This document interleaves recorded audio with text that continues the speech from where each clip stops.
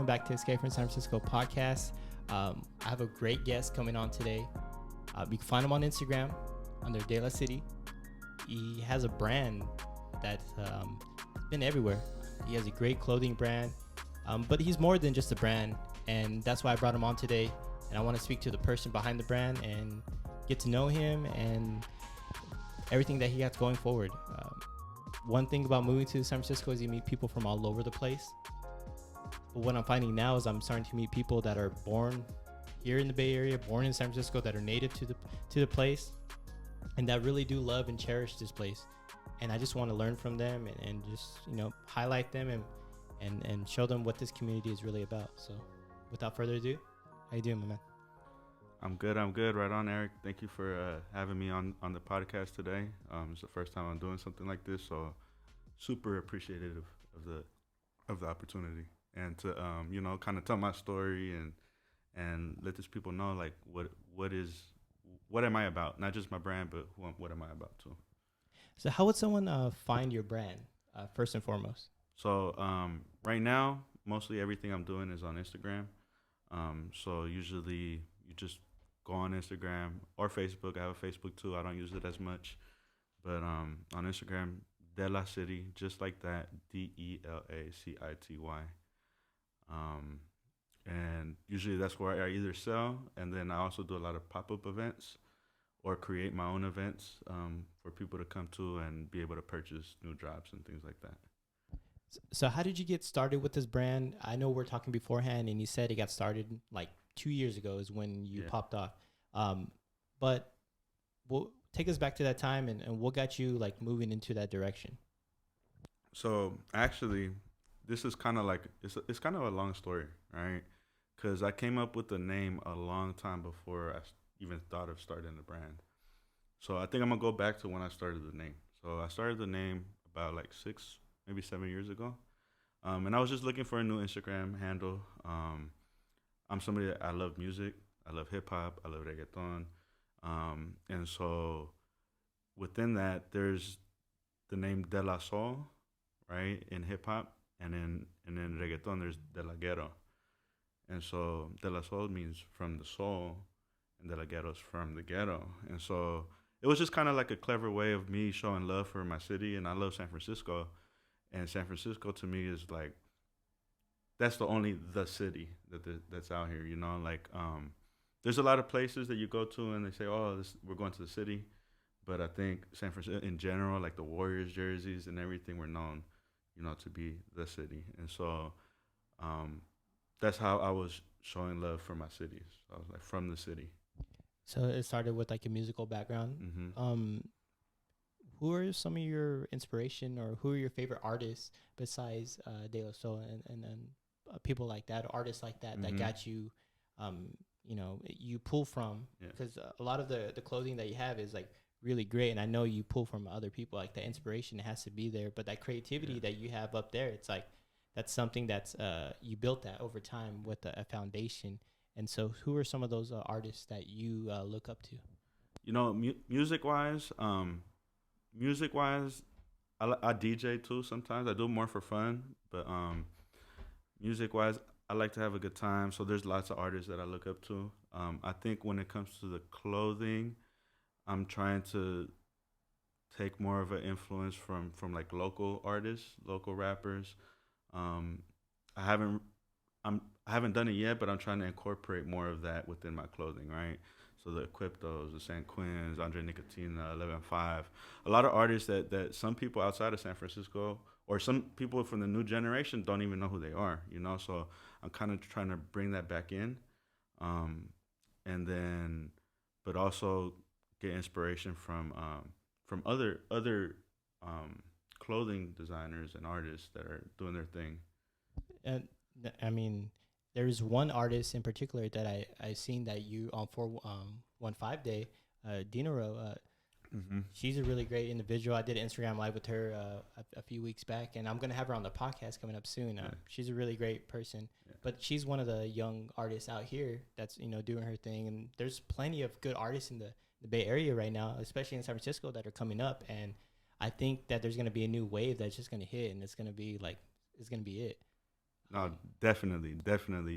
No lie, like I'm really tapped in with a lot of local artists and local upcoming artists, you know. And Christina is definitely one of them. I met her like I think I want to say like 3 years ago, and invited her to come perform at the Black and Brown Social Club when I would be vending another brand that I was working with. Right, I was used to work with Sam Fam, um, but yeah. So I met her, and part of my platform is like really bringing up artists, right? So Stunnaman 02, Chris Dina, Grand O, uh, Professor Gable, The Watershed, lot of dope local Frisco acts. The real KMS, shout out the real KMS, he's dope too. Plays the saxophone. I those like sound amazing. I want to like, listen to more to those music because I don't know. I haven't personally listened to a lot of them, but I would like to. I love to represent anything the Bay Area. Just listen and give them support, but also quality music. I grew up in Fresno, and I grew up around the time where like Bay Area music was it in Fresno. Yeah. Like, everyone was bumping Bay Area music back home. But even before that, I was listening to Bluebird on your. I got a Bluebird on my show. I'm a kid. Like when I was like 11 years old, because like that's where the people like I was around at that time, my family members. It just that's what it was, and I didn't know what that song even meant when I was a kid, but I was like listening to it, and then not knowing who that group RBL or posse, like who they were, or like what the city even meant, or even the Bay Area. And then I used to listen to a lot of like Andre Nicotina as a kid growing up, Brother Lynch growing up, just all that stuff. I was a little ghetto kid and listened to all this stuff, and I had no clue what it meant. I was a little wannabe back in the day. But as I got older, I still listen to it. I still like it. I still play it and stuff. But as I live here now, I don't see any of that anymore. You don't see those type of the artists like how it used to be. But I think that's changing now. Yeah, I'm starting to see up and comers. Maybe because I'm not in the crowd or anything like that. I don't know. Before, just ignorance, and just also being just. I'm not from here, so just being around other people that are not from here either, you just don't know the scene. Yeah. But now I'm starting to see it. There's one good person on Instagram, Anna Waves. She does Anna Waves music. She's starting her own like podcast and stuff, and she's highlighting a lot of Bay Area artists and stuff. So she's a really good. Go check out her Instagram. Go check out what she's doing. She drops some really cool episodes. But that being said, I check that out. I love the Bay Area music. I just love like the culture and like everything about it. I think since we're on that topic, I've had two dope events recently, right? Where I had artists there and performances, and the last one I got to do that was pretty dope was 415 Day, it's called the 415. It was on 415 Day. Shout out to 415 Day. That's a real Frisco holiday now. Really came through, a lot of organizers battling against gentrification and wanting to show love for the city. So they created 415 Day about, I want to say like 6 years ago. And so I've been part of 415 Day for ever since the first one. And so this year they were still doing some stuff that was not in person, but I still had the opportunity to throw an event to kind of keep that alive, right? And that the music piece to it. So we had an event over on 18th of Valencia with Senor Sig Sig and Vegan Mob, and it was beautiful. Christina performed, Grand O performed, Stunnaman 02 and Gonna Goes Global performed as well. They're from the Last Black Man in San Francisco.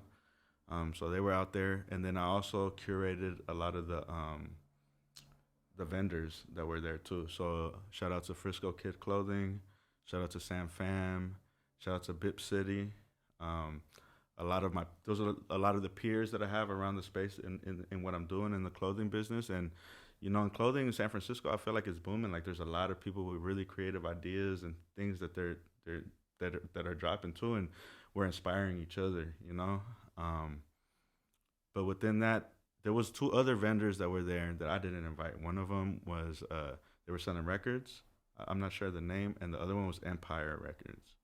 I don't know if you know what Empire Records are. Yeah, are they the one that's like a big like record store that's throughout California? So they're the number one independent label in the country. Okay, right? that's what I was wondering. They're like a huge thing. Yeah. Right? So Ghazi Ghazi was there. I was surprised. I did not expect to see Ghazi there. And so that day, Zaytoven, I don't know if you know Zaytoven, the producer, but he's from San Francisco. So Zaytoven went to Galileo, but he's been in Atlanta. He produces for Future and Gucci Man, right? But on 415 Day, they dropped a project called 415. And on that project, it was a lot of like the up and coming like Frisco rappers that have been doing stuff, right? They've been doing numbers.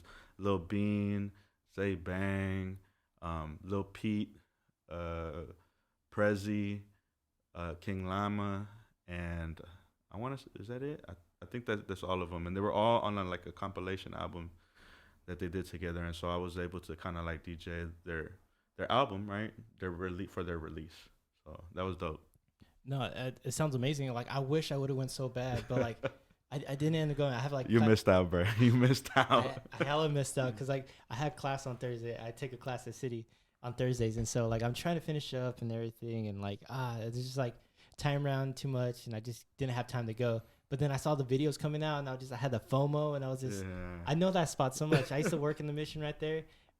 Senior Sisig, they have like their own place on like down the street a little bit more. Over there by City College, they have their own little store now. I used to eat when I first came out here. They're one of the first food trucks I ever tried, and I fell in love with it. Yeah, fire, bro. They're hella good. And then that corner right there, that's just like Valencia is a spot known now for gentrification. Like to me, I see it. There's parts of it that are gentrified because when you go to a Mission, it's just a whole another world. You just turn the corner and it's just like the store. They have matchas, like a matcha place to go eat. So I hate matchas. like like stuff like that. You see it in the city and stuff, and you're just like, but it is what it is. But right there, I'm just glad that you guys put on and you guys put on a great event. I know Bip City. I did a Instagram live with him. I tried to do a podcast with him too. He's a great individual. He has he's in the community as well, and he's someone that I like to follow on Instagram, and he's someone that inspires me by the work that he puts out and like just what he represents and stuff like that. I also see that sometimes you have events. You also have Mission Native that's there too as well. She's one of the vendors. She's really cool. You can go check her out on Instagram as well. Just hearing the stories from you coming out, like who was there, like the big time people that end up showing up, and it sounded like a great time and a great opportunity. And I wish you guys keep pushing that. Don't let no one take that away from you like they do for 420. How they got commercialized. Hey, what was dope is I got some stuff in the works too with because we did the 415 event, but then the homies Say Hey Kid and Chase did an event the same day before, which is called 415 Fest. So shout out to 415 Fest. But we're talking about doing events together and collaborating to keep our community and our culture alive, and bringing it back, because I feel like a lot of the events in San Francisco isn't catered to people from here, and so that's where we're going to try to bring back. And I can attest to that because I'm not from here. And so when I came out here, I didn't go to anything with a bunch of local people. Like everything I went to was either everyone was not from here or they're techies, and I always give techies a hard time, and I got to stop doing that because, they're not all bad people, I have my own issues with it. But that being said, I'm part of the gentrification too, because, I came out here as well. I got to, look at my own privileges and see where I'm coming from as well. Since the pandemic hit and a lot of people fled, everyone that, wasn't from here, if they could leave, they wanted to leave, they took off. And there's not a lot of people that stayed behind. The good thing was I started to meet people from here. I started going to events where Al Pastor Papi, he putting on over there at the brewery. I blank out the name right now. At Speakeasy. Speakeasy, yes. Black-owned brewery, Speakeasy. I've vended there a couple times. Really dope. Shout out Al Pastor Papi. They have events every Thursday. They have comedy nights Thursday, Fridays, Saturdays. They have food trucks out there, vendors out there. Great place, great beer, great people. But ever since I started going there, I started meeting people that are from here and just meeting the local vendors. And like you said, there's something happening brewing with the local vendors and brands. My girlfriend she went to SF State for fashion. She graduated from that. She had a hard time finding work because there's not a lot of big fashion brands out here. They're always in LA, New York, and stuff like that. There's a couple big ones out here, but it was not what she thought it would be. And for a while, like there wasn't really independent or young up and coming brands and stuff like that. And in the past couple of years, you're starting to see it, and definitely this year and last year, you're starting to see a lot more. And I want you to put, be out in the forefront. Take back yours. Take back the city. Make sure that when people think of the city, they think of, your brand. They think of Bipsy. They think of whoever else that are local and from here that are putting on good stuff. Like that's what needs to be put out there in the forefront. None of what is that called? Like something lane or whatever it's called. Or the spot on Valencia Street, right? All those Valencia stores. It's hella funny because that place opened when I was doing events across the street at the Black and Brown. Well, it wasn't my event, but it was Equipto. And he was throwing events at the Black and Brown Social Club, and they opened it, and it was so crazy because you would see across the street hella white people, and then over here in our space it's all black and brown.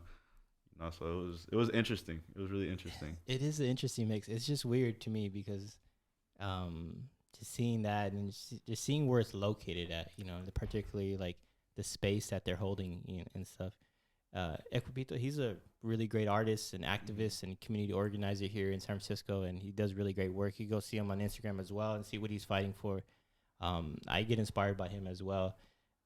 Also put out really good music back in the day and still puts out good music today. Definitely. Equipto is one of my inspirations too, and look out for a quote. I have a quote in one of my drops coming soon, so I don't know when I'm going to drop it yet, but it's one of his quotes.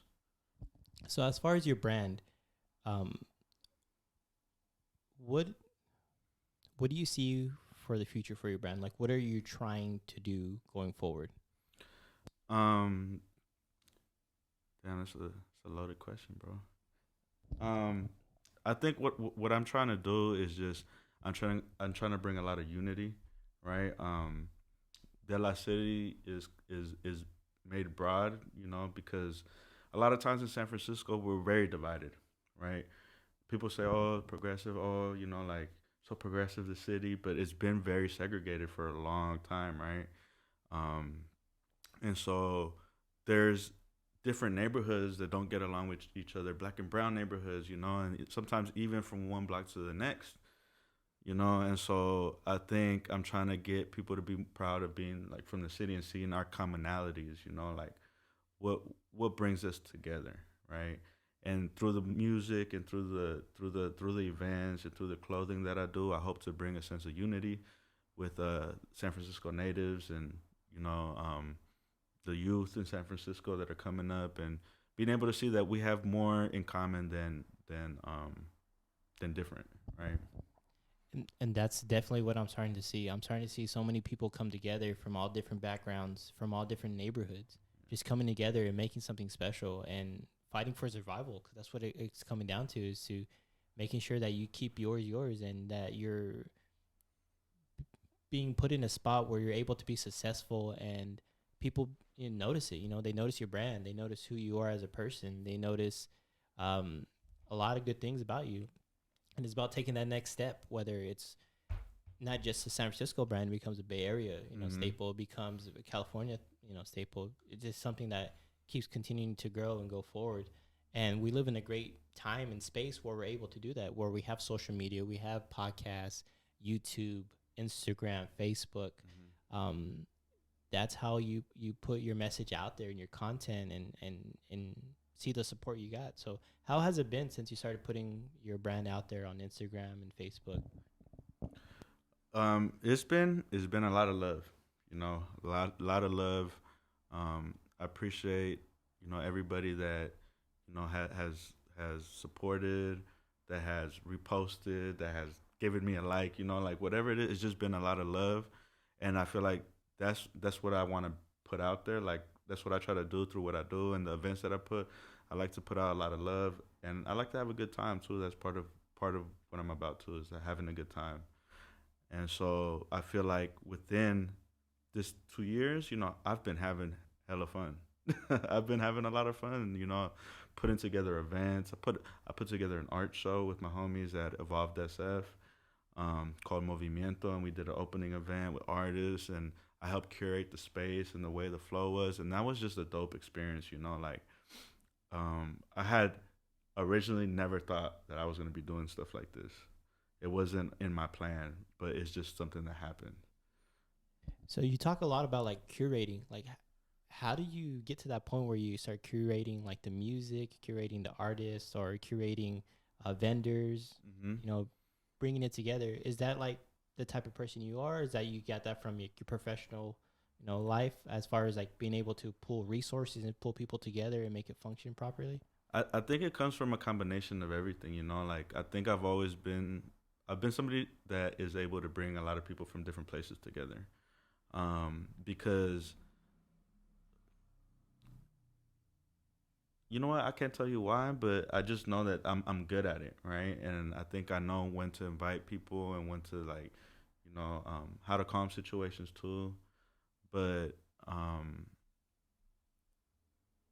yeah, No, I just, some people just have it. yeah. Some people don't have it. I You can can't, tell. I can't explain I, it. no, I I was get it. trying to. I was like, damn, I'm just good at it. I get people to come out. I get people excited.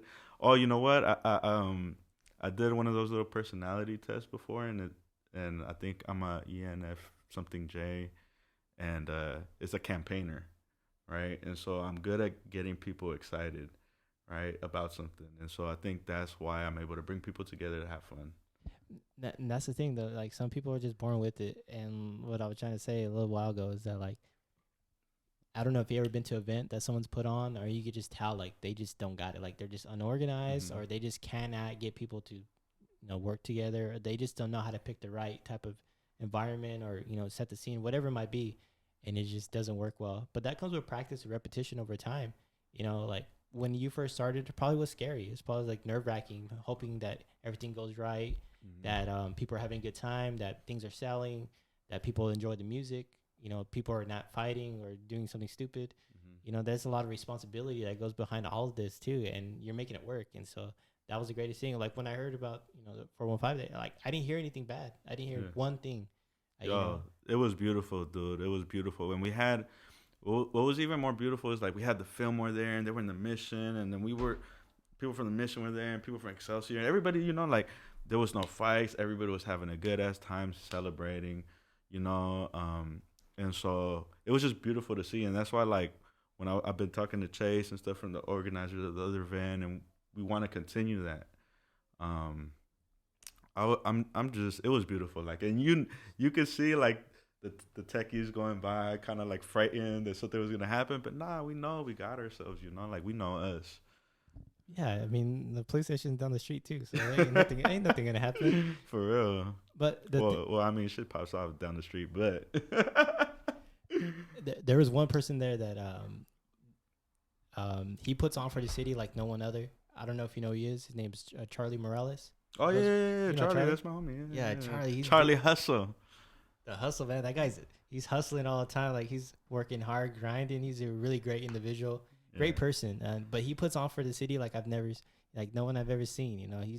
He's there. He has a 415 necklace or his Mhm. little thing going on. Like he's down for the city, and he's down for the Bay Area, and he always puts on a good time, and like he shows like what this place means to him, and the mission, what it means to him, and I saw his videos coming out from that day, and so that's why I was like, oh man, I fucking missed it. Yeah. But, like, he's a And, good and I was just with Charlie on this was it not this past weekend, but the weekend before for Cinco de Mayo. They had the lowrider ride out in the Mission, so I was with Charlie kicking it that day. Oh no, yeah, I saw that was going on. How was that? It was really good. Oh, it was lit. We had a good time. We was out there, bigger police presence than usual because of some stuff that happened recently, but it was still a good time. Well, he's out there in the city doing community events. Yep. He also does. He works with Uncle Damien, and Yep. he does work with their organization that they have going on. He has Yep. City Eats. Like he's in it. And Yep. one thing I noticed is that like everyone is all connected. City's not it's not a big place here, and you realize that when you get here. It's like really, it's a For- small city, but with a lot of people. For real. And then the people that are from here, we all know each other somehow, like, oh, that they know this person. Oh, yeah, that's a homie, So it's like that out here. Yeah, everyone knows someone. Like when I started finally meeting people from here, when I talk about, they're like, oh yeah, if they're from here too, like they went to that high school, or they just know what's up. And that's what I really like, that small town, small city type of feel. Yeah. Because I'm from a small town. I'm from like a country town, part of Fresno. Yeah. Everyone knows each other. You know, everyone knows. You can't have nothing happen. Like some drama happens, everyone knows about it. You know, it's just the way it is. It's kind of annoying at times because you can't do nothing. But what I notice here is, like back home, is that people in the city stay in the city. People in the East Bay stay in the East Bay, or stay in Oakland, or stay in, you know, like not a lot of people ever like get out of their areas. It's like just how it is. Like you just hang out where you're at. Yeah, and something I do too is I take my friends out the city when I can. You know, like I love going everywhere. I've been able to travel. I've had the privilege of being able to travel. You know, like a lot of time we have young people in San Francisco that have never been to the beach. You know, like it's crazy, right? Because we have a beach. You know, and it's so like 15 minutes away. Yeah. and so I've been blessed. I've been able to travel to a lot of places in Latin America and the Caribbean, in the United States. And so whenever I can, like even if I'm just taking my friends to Oakland to go turn up out there, like I try to drag them with me. You know, and they end up loving it too. So this. I'm gonna say something controversial. Oh no! Don't do it! Don't do it! I don't know. I don't want to offend anyone from the city, but Oakland got better Mexican food. Just saying that. Oakland got got better Mexican food. All right, hold up. We have better burritos. Yeah. Hold on. Have you gone to Cancun Taqueria on 19th? I don't know. I don't think I've ever been there. Everyone always says that's like the original burrito. No, that's not the original burrito. But their carnitas is fire. That's a place? What? There's a place too. They're always like everywhere advertises like, where's the first burrito, or like where the best burrito. It's the one on 16th, and like I forgot what it's called. But that's the one by the pizza place, like on 16th. Yeah. 16th in Valencia. I don't know what it's called. It's not that good, to be honest. I wouldn't go there. San Jose Taqueria, fire. The Farelito on Alabama. I really do. I do like the food out here. I always mess around. But the taco trucks in Oakland. El Gordo's Tacos Sinaloa. Gordo and Tacos Guadalajara. Yeah. They just put on. For me, I just love that. But I'm just biased because I live first in the East Bay. And No. Oakland has really good Mexican food. Fruitvale, that's no cap. Fruitvale just has it. Like they have really good.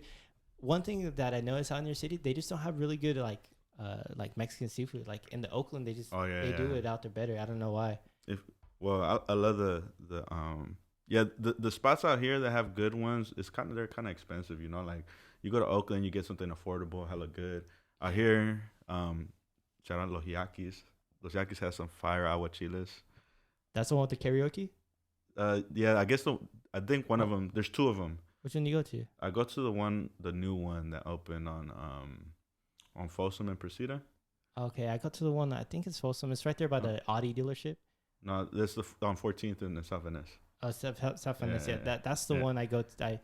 I would go there not for the food. I'll go there for the karaoke, and then you could go and you get a michelada that's like huge. It's like the mega michelada. It's like $30. Yeah. No, I love that spot. Before pandemic and everything, that was the spot to go to. Dude, you should go to the one on Folsom, because the one on Folsom, it's a nicer area. So for the outside dining, it just feels like more comfortable. Oh, nice. I didn't even know they had another spot. Yeah. I got to hit up that spot. Yeah. One thing I do like, though, about the city is that they have really good Yucatan food. Mm-hmm. I never had Yucatan food before moving out here, and it's just like a different experience for me. And it's just like, that's when I found love with the Bay Area and the city. It's just like the different food and different ethnicities and different everything. Like I never had Thai food. I never had, I never had Indian food out here. Like I've never had Vietnamese. I love Kevin's on 19th and Irving. Noodle House. Noodle House, yeah. Yeah, the pho. Pho, yeah, they have. I got to the one in Westlake. That was fire. Number 28. That's all I get. Or is it number 26? I don't know. Rare beef? No, I get the seafood, like the combo. Oh, okay, the seafood combo with the egg noodles. I do like Enfambwa right here. That's a Thai place. Or is it Thai or Vietnamese? No, I think they're Thai. Like right here in the Richmond. I live in the Richmond, so like in the district right here, we have really good food. We have so much good Asian food here. We also have a really good Korean barbecue spot like down the street. It's a really cool spot just in my neighborhood, and it's just like every time you walk in the neighborhood, you could just smell it. I need to come to this way more often to eat because I really don't. And it's crazy because I went to middle school over here, on Arguello. I went to Roosevelt Middle School, so I wasn't too far. So I do know where to get some bomb ass pork buns. On Agualo and Geary? Yeah. All right. Oh, that that's brick a spot building right there. Yeah, big building. Yeah, that's where I went to middle school. No, that's a cool spot. Like out here, because like even on Geary, you have like George Washington, and right across you have the other school right there. Then you have the one on Arguello and Geary. But then like there's some good spots, like some good dim sum on Clement. You have good Korean barbecue out here. You have good Thai food out here.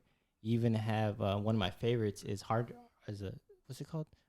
Hard Knock. Is it Hard Knocks? It's they have one on 3rd Street as well. Yeah, another one on 3rd Street. That was my first time ever having chicken and waffles. Okay. And it's like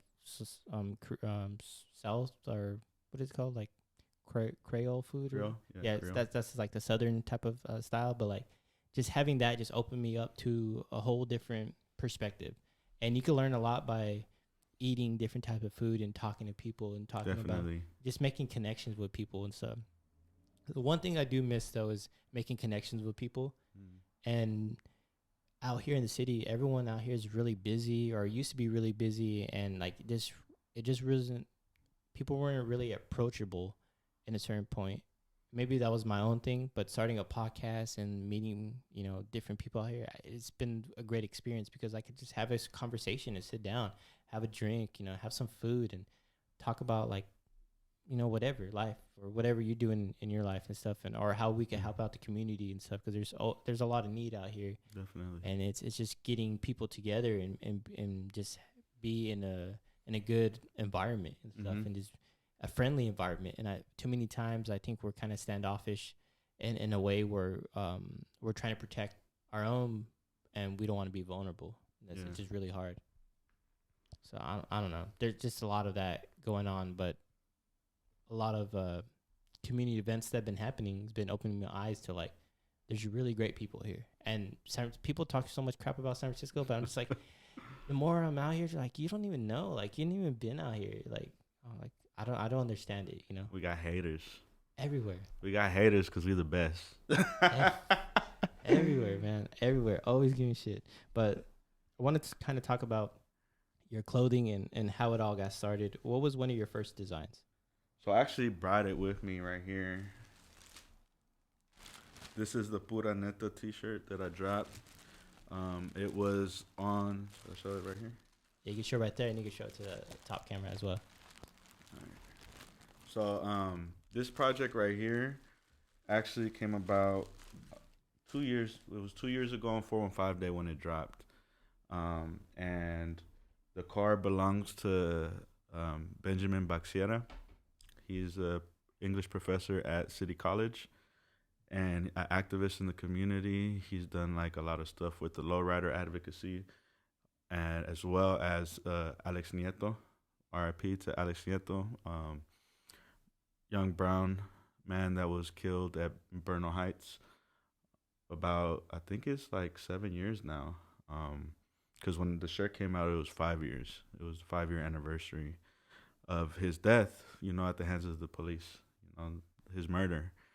And so this car that's in the shirt is a 72 Monte Carlo, and Ben was actually friends with Alex Nieto, right? And so they used to ride around in the car together. And so Alex Nieto actually used to be in this car cruising around. And so we decided, my idea was we're going to take a picture at Bernal Heights, because Alex Nieto was from Bernal Heights neighborhood. And that's where he also, died. And so we took the picture there. It was a beautiful day. And we actually named Ben's car that day because he had never given him her a name. And so it's La Pura Neta, right? And so that's why we came up with the name. And so the photographer for this project was my friend Zeus. You can find him on Instagram as Zeus the Prestigious. Dope photographer out the city. He also does he does screen printing and stuff. So when I need some screen printing done, I go to him, really high quality. But yeah, so he was the photographer for this. And another story, a quick story about what happened So when I dropped this, I didn't have a name for my brand yet. I had DeLaCity as my name on Instagram, but I didn't have a name for my brand. And so I had a conversation with a friend of mine named Martin. He runs Harper Real Estate out here, and so he's in real estate, and we were talking about our goals and stuff and getting on, and he was like, "Yo, so what are you gonna do? I know you're good at brands or branding. Like, when are you gonna do your own thing?" And I was like, "Oh, I don't know. Like, I don't know a name. I can't think of something that incorporates all my values, this and that." He was like, "Bruh, DeLaCity, right? DeLaCity, that's your name. People know you as that." Oh, and I was like, "Nah, I need to think about it." So I sat on it, right? I sat on it, and then a few months later, when I had the opportunity to work on this shirt, I needed to put my name on it, right? And I couldn't think of anything. So you know what? I'm gonna actually take it out. And I couldn't think of anything, and so I was like, you know what? Fuck it. I'm gonna go with DeLaCity and see what people had to say. So if you see right there, right, is our tag that's on the back of the shirt. And this is before I had the logo with the stylization that I have now, right? This is the new style of the logo. But this was the first iteration, right? Just a simple cursive. And if you can see the date right there, it says 4/15/2019. So it actually has the date that I was able to, that I was born, right? That DeLaCity was born. And so from that, I was like, fuck it, I'm gonna put that name on it, DeLaCity. Released it 415 day. It was a hit. People loved it. Um, and we even had the opportunity to also vend with the Alex Nietos, with the family, right? The Nieto family during Carnival. So that was a dope experience too. No, I mean, it's a lot, what Yeah. you're doing, going through, and the beginning, the way it started and everything, and just putting on, for someone that's part of the community, and having a friend, put on for his friend. It's just something that it's just can't put words to, honestly. It's just something that you show it through support and through kindness and through giving a space for his family to be heard and seen, and for his name not to be forgotten. And so that's something that's always going to be immortalized going forward. And that's something that's big props to you for, thinking about it, putting it on, and for other people contributing to it. And that's what it's all about. And getting from humble beginnings to getting to where you're at right now. Like, Can you imagine going from this to like where you're at now with your designs and with the community that you built up over time? No, it's crazy. I feel like right now, like what I'm doing now, like this shirt that I have on right now, I think is like my most creative piece that I've dropped. It's the most recent one that I've dropped, and I just never thought I was gonna do something like this, like, because it was really an original piece that I was able to come up with, and I don't know, I've just been blessed with like a lot of creativity and a lot of people that have inspired me, like a lot of people. I draw inspiration from a lot of different people, a lot of different things, and I think that's why I'm able to come out with a lot of stuff that's very intentional, right? I think that's important too. Like in the events that I put together, in the projects that I drop, there has to be a meaning behind it, right? Even the name DeLaCity, there's a meaning behind it, and there's a purpose to what I'm trying to do with it.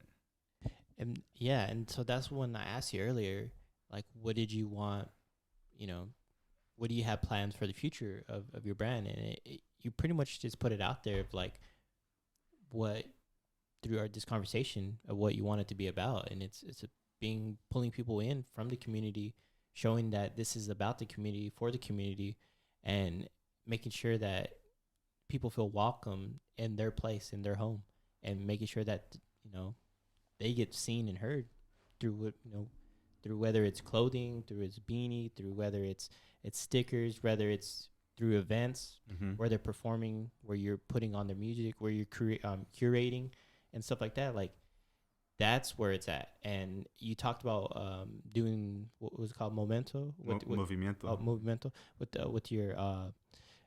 with your buddy, and like that is just, I never thought people could do that, because I thought this place didn't allow it.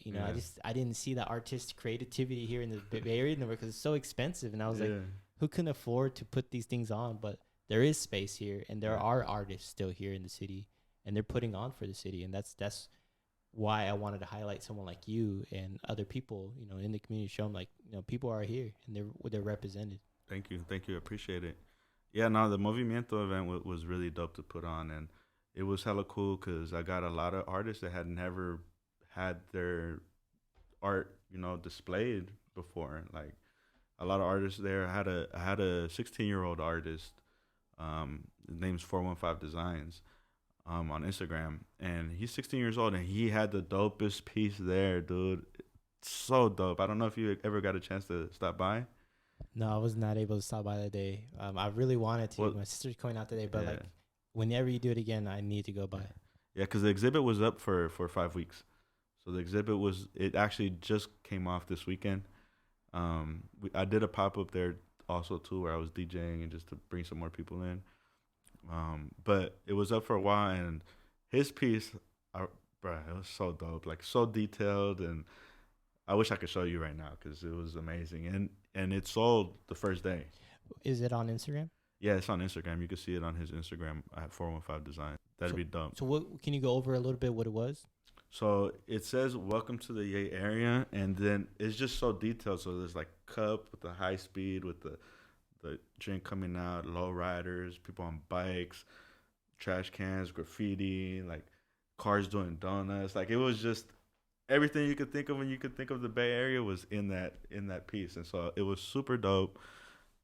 I was like, bro, you should have sold that thing for like $1,000. It's so detailed. But it did sell the first day. It was like $350 or something like that. He's only 16. He's just getting started. Like he's gonna make really great art, and he's gonna make some good money going forward. Definitely, and I've had him like do some stuff for me too, and we have a really really dope project that's gonna come out soon. I'm hoping he should be done sometime this week, and I'm gonna announce it here for the first time. I think. Nice, you ready? Nice. What's going on? All right, so you're not from the city, so I'm gonna see if you know what this is. But do you know what a high speed is? No. No. I'm gonna be honest. No. Have you been to Mr. Liquor on 23rd and is it 23rd? I think it's 23rd in Valencia. No, I've never been there. I know what you're talking about, but I've never been there. Or the Blue Store in DeLaCity. Oh yeah, I got a Blue Store drink in my refrigerator. Right now. Okay. Well, yeah, that's what a high speed is, right? The original high speed is okay. The original high speed, right, is the Bacardi, Seagram's gin, and a Red Bull, right, or a hyphy juice. A hyphy juice. There you go. Hyphy juice. So I like them. I like mine with the hyphy juice. And so we have a dope project coming out that is inspired by high speed, and it's kind of like a characterized version. I'm not gonna drop too much details, but it's a characterized version of a high speed, and I'm gonna make cups and There you go. Yeah, figure out some creative stuff. So there's gonna be some dope stuff coming out with that high speed idea. So be on the lookout. That sounds amazing. I can't wait to see that coming out. I didn't know a lot of people knew about the Blue Store. Like I barely found out about it like a couple of years ago. Mm-hmm. And I go there from time to time. Every time I pick up my friend from the airport, we stop by the Blue Store, go get us a couple of drinks there, get our little styrofoam cup. Yeah. On our way. That's it. So I grew up getting my high speeds from 26 and Harrison. For some people that don't know, the store's not there no more. They lost their liquor license because they used to sell to everybody. You see, that's before I was 21. Like I wasn't even 21 yet. They didn't give a fuck, and so I was over there getting my high speeds, and then also on 26 and South Van Ness, that store right there. So that's my neighborhood. Grew up on 26th Street. Well, I grew up all over the city, but 26th Street has been like my home. I do know Mr. Liquor, but I've never been in there, and I just thought they didn't. For a long time, I never thought it was allowed to do what like the Blue Store does here in the city. So actually, Mr. Liquor, the Blue Store, is the same. Mr. Liquor is the Blue Store. Okay. So it's another Mr. Liquor. Okay, so that's it. But no, like I've been to the Blue Store in what is it? Is it DeLaCity or Coma? Yeah, it's in DeLaCity. I don't know. Yeah, whatever the areas out there. But like first time I ever been there, we go at night. They have their dollar bin, tall cans. but they're blasting music, strobe light in there, and you're just like, what the fuck is this? It's like, the turn up. it It's was the turn sick. up before the turn up. It was sick. That's what I grew up going to before going to the club. We drink a high speed before we get there. It's a real city thing. Like, so I felt like I needed to bring it back and put it in there. Another drink actually that probably even predates that, the high speed, right? Because the high speed I think is like a real mission thing. But I think in the '90s they used to have the Cuddy Bang. I think there's an article somewhere about that. I'm not too sure, so I can't get into too much detail. But if you do go to the Blue Store, they have a Cuddy Bang. They have all kind. I can't keep up. They have so many in there. Yeah. Like, one of them that my girlfriend had got was like Hennessy and banana flavored like liqueur. Mm-hmm. I don't even know what they call that one, but like or they have like the Irish car bomb. They have like they have every drink you want. They put it together and they package it up perfect for you. Yeah. And it's just like a really cool experience when you get it going through. It just reminds me of like being a teenager again, or just like through your youth and stuff. And people like that. That's like those little hidden gems in the Bay that a lot of people, if you're not from here, you probably wouldn't know unless you know someone from here and they put you on. That's how I got put on. Definitely. So when you guys see like when he puts up like the 415 designs artwork, that's kind of the style that my the high speed shirt is gonna be. So it'll give you a little taste of what it might look like. Do you have a launch date yet for it? Nah, I don't yet because I don't have a launch date yet. But hopefully sometime during the summer. All right, we'll keep posted for that. You just keep looking at the Instagram, you'll see that drop coming up. Do you have anything dropping this month? Anything exclusive? Anything going on? I was trying to drop a hoodie this month, but sometimes in production, like some stuff takes longer, or they're out of stock in a certain size. So I had to push back the date towards the end. So it'll probably come out next month. So I'm in the process of trying to put in an order for a summertime drop that I'm doing. It's something more simple, but good for the summertime. What is your favorite thing to make? Like, what's your favorite type of wear to make? Like, what do you go to? And then also, what is some of your best selling merchandise that you have? Something that I like to make. What do I like to? Well, I had a lot of fun with this one, with this long sleeve that I did. I think hoodies. I like hoodies because I feel like there's a lot of stuff that you could do with hoodies, and you could be more creative on them because people will pay more for a hoodie, right? They last longer. So I feel like you can always wear one here in the city. Yeah, and it's perfect for the city. I could drop a hoodie or a beanie whenever in San Francisco.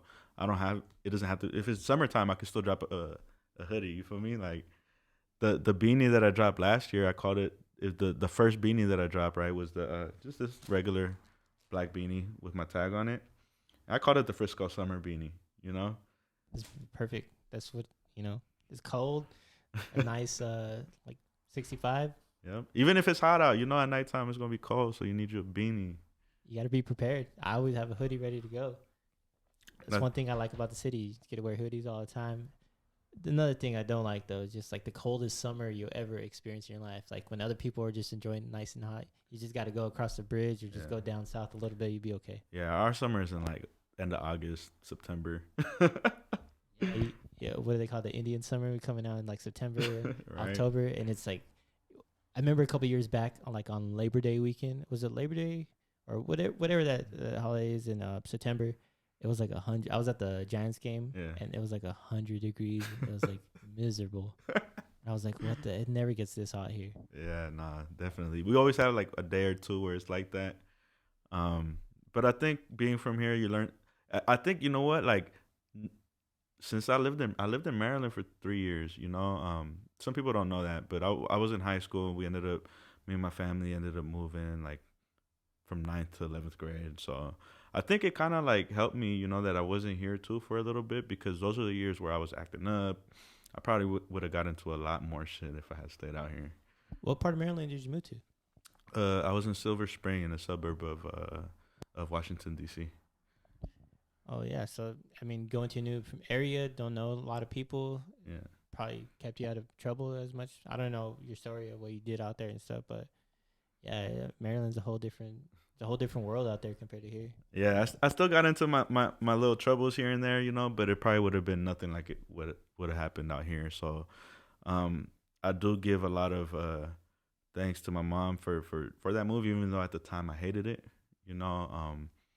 I think it molded me to who I am, and it's also I can appreciate San Francisco weather because I do not like living in the snow. I don't not I going to the snow is fun to visit, but living in the snow and shoveling and I'm cool. I don't like living in the snow. I went to Tahoe for my birthday back in April that was my first time seeing snow in years. Yeah. I forgot like just what snow is like, and just like it's cool, but like I'm glad we don't get snow out here. I'm glad the California is like certain parts of California get snow, but where most people live, like ain't no snow. And for real, live like that. And in the summertime, it would be so hot and humid that you could be in the shade and still sweating, and I hated that too. So, thank God I'm in San Francisco. It's nice and cool most of the year, and not humid. So I wanted to talk about what this piece was. Okay. So, what inspired you to do this hoodie, and what's the story behind it? All right, so this hoodie right here is a collaboration, right, with my homies Immaculate Living. And so I actually, I had worked with them before on stuff with the other brand I was working on, just doing like, promotional stuff together. And so I got hella cool with them, shout out to Julio and Eric with Immaculate Living. They do cut and sew with telas from Guatemala. Right, they're from Guatemala. I'm Salvadorian and Nicaraguense, so that's my background. And so it's Central American though, right? And so, for this hoodie, we actually dropped it for the Movimiento event. So it dropped the same day as this shirt, and it was a limited drop. We only did 12 for sale, and it's kind of like our values just kind of went together, like I'm spreading love and positivity and very intentional about what I do.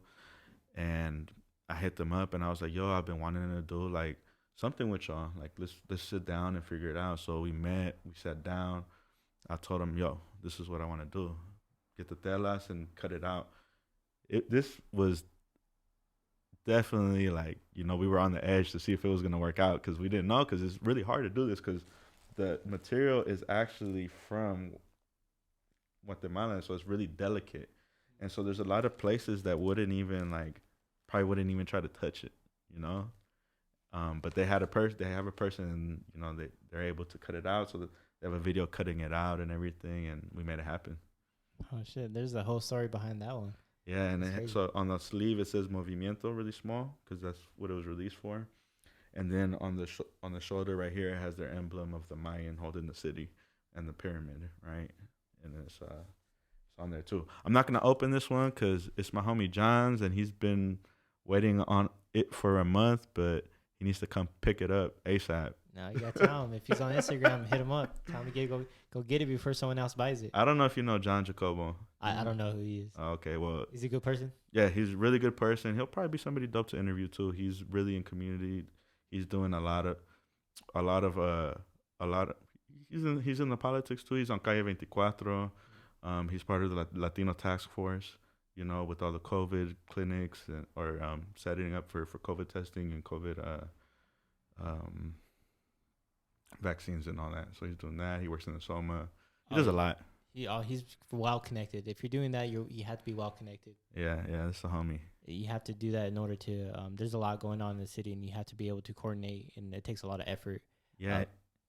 Oh no, go ahead. Well, I was gonna say one of my best friends is Salvadorian, and then our other really good friend is Guatemalan. So I love being around Salvadorian and Guatemalan. One of my when I was in college, my roommate, one of my best friends, he's Salvadorian. His brother came from El Salvador, straight from El Salvador. Never been to America before. He was like 29 years old. He wanted to come to America, so he comes out here. So he lives with us while we're in college. Doesn't speak English, and I don't speak Spanish, so we had a language barrier.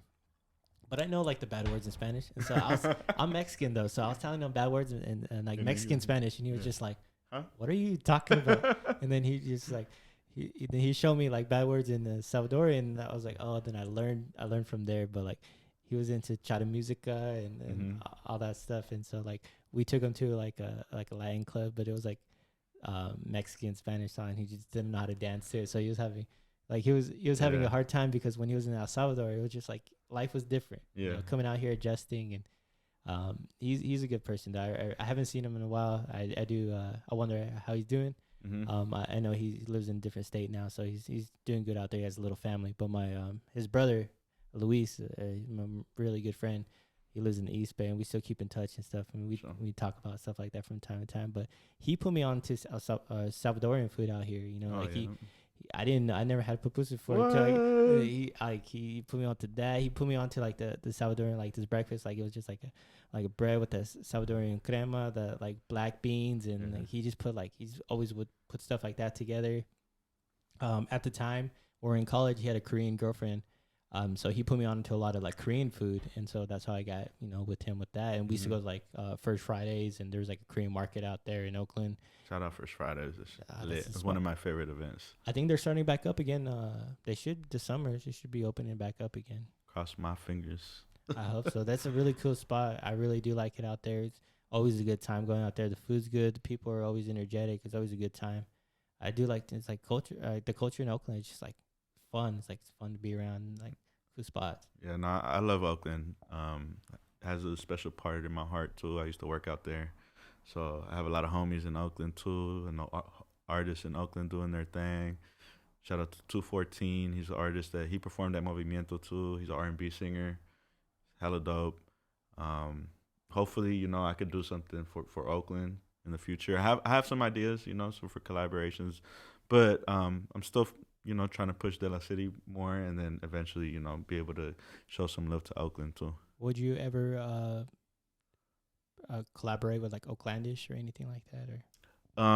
Oaklandish already is hella established, so maybe in the future when I'm hella established. But I think I'd probably do something smaller with somebody smaller, just because that's kind of what I'm trying to do is like work with smaller artists and share our resources and share our audiences. That's what it is, building together. Exactly. So we are coming towards the end of this podcast now, and I do want to ask you a couple questions before we do end it. All right. And so one of them is, what are the difficulties that you face being, like a newer, smaller brand, and what challenges that you see that you have that you didn't think about when you first started? I haven't come to like any big difficulties. I think it's just I need to get my there's small things that I'm doing, like I just applied to get my trademark, right? So I'm in the process of getting my trademark. It's not registered yet, but it's waiting, it's pending for registration. So doing that, getting all the legal stuff, like I wasn't really like prepared to do like all the legal stuff and business wise, and so I think that's been like the biggest challenge, getting a vendor's license so I could start ordering my own garments, because right now I just hit up my homies that have vendor's licenses and they order my garments, but sometimes it could be a little slow, just because you're going through somebody else instead of just directly. So I think that's been one of my biggest challenges, or when there's something that you want to do so bad but the item you need to do it on isn't in stock, right? But a lot of it, has been trial and error, has been like a little bit of like, how do I say it? Taking a risk, right? Sometimes I don't know if I order from this place and I order this beanie or I order these pins, are they going to be quality? Like the stuff I want to do is always quality. And there was a project actually that I ended up giving all for free because it wasn't to the level that I needed it to be. And what I ended up doing, because it was still a nice product, like it still looked good, but it wasn't what I needed it to be. And so I ended up like using it as promotion and giving it out. And also I gave it out to a lot of youth that are involved in organizations in the city. So they were some of the people, like youth that were in United Players, youth at IFR, at Chalk, like all these different programs. I was able to give them hats. And so I see that you're one person that wants to have the best quality going forward, and not a lot of people do that because you invest money into that, right? Mm-hmm. So you sometimes you're losing money, but it takes that in order to get better, going forward with your brand, because you don't want to have a reputation as someone that's selling low quality stuff or doesn't put effort into projects and stuff like that. So that speaks to your character and to the brand, and what it means to be DeLaCity. Like that speaks volumes.